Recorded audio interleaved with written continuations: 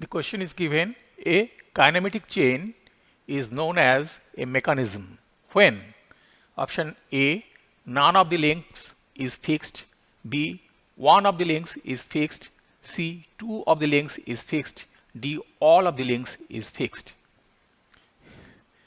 If we watch this figure, here this link 1 is fixed.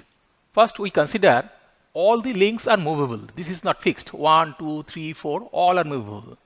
So a kinematic chain is an assembly of links 1, 2, 3, 4. For these 4 links, we get relative motions.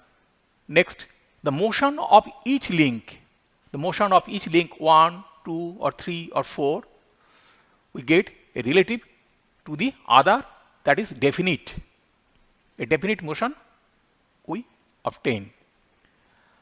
Next, if we consider any one link among these 1, 2, 3, 4 that is fixed, then the kinematic chain forms a mechanism.